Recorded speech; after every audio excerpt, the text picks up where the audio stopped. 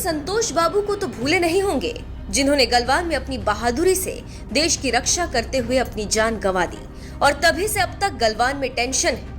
लगभग 2 साल से बैठक पर बैठक जारी है, लेकिन हालात नहीं सुधरे। दोनों तरफ से नेताओं की बातें आपने सुनी।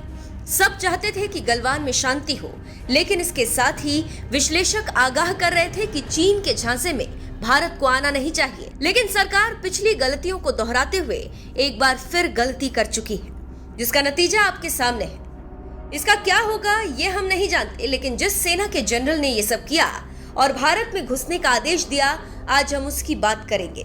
जी हाँ, साल 2020 में गलवान घाटी में खूनी झड़प के बाद बीते 9 दिसंबर को तवांग में भारत और चीन के सैनिकों के बीच झड़प हुई। इस झड़प में भारतीय सेना के 6 सैनिक घायल होने की खबर सामने आई है। कहा जा रहा है कि चीन ने घुसपैठ के नापाक इरादे से 300 से 400 सैनिकों के साथ हमला बोल दिया। भारतीय सेना ने भी चीनी सैनिकों को मुंहतोड़ जवाब दिया और उन्हें वापस खदेड़ दिया। चीनी सैनिकों ने भारत में घुसपैठ की गुस्ताखी चीन के ईस्टर्न कमांड को हेड करने वाले जनरल के इशारे पर की। उस चीनी कमांडर का नाम है लिन जियांगयांग। जियांगयांग चीनी सेना के उन अफसरों में से एक हैं, जिनका पिछले साल चीन के राष्ट्रपति शी जिनपिंग ने एक समारोह में जनरल के पद पर प्रमोशन किया था। तब वो सेंट्रल थिएटर कमांड को संभाल रहे थे।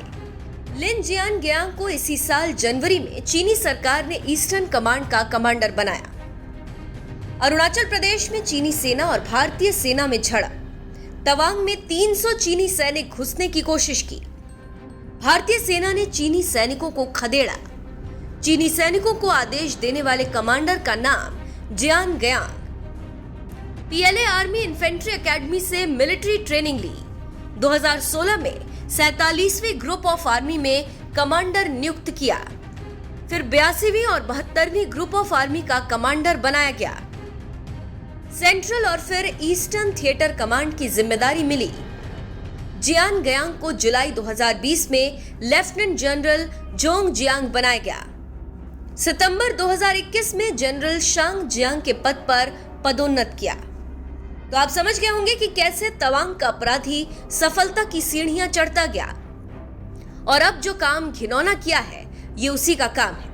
यहाँ पर एक और दिलचस्प जानकारी देते चले कि चीनी राष्ट्रपति शी जिनपिंग ने लिन जियांगयांग समेत 5 अधिकारियों को जनरल बनाया था। इसमें वेस्टर्न थिएटर कमांड के कमांडर वांग हेजियांग, पीएलए नेवी डोंगजून के कमांडर, पीएलए वायु सेना के कमांडर चांग डिंगक्यू और पीएलए राष्ट्रीय रक्षा विश्वविद्यालय के अध्यक्ष जू शुकियांग शामिल थे। वांग हेजियांग फिलहाल वेस्टर्न थिएटर कमांड के कमांडर हैं। साल 2020 में गलवान घाटी में हुई झड़प के बाद पीएलए ने कई बार थिएटर कमांड के कमांडर बदले हैं। ईस्टर्न थिएटर कमांड में पूर्वी चीन सागर और ताइवान का इलाका आता है। भारत के लिहाज से जिस तवांग इलाके में झड़प हुई वो इसी क्षेत्र में आता है। हालांकि चीन ने ईस्टर्न थिएटर के जिस याग्त्से इलाके से भारत में दाखिल होने की कोशिश की थी, वहां भारत मजबूत स्थिति में है। जानकारों की माने तो ये इलाका 17,000 फीट की ऊंचाई पर है। तो इससे आप समझ सकते हैं कि कैसे चीनी सैनिक घुसे और क्यों घुसे।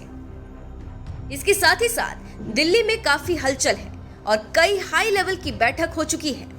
तवांग में हुई झड़प के बाद हालात की समीक्षा के लिए रक्षा मंत्री राजनाथ सिंह ने आपात बैठक बुलाई।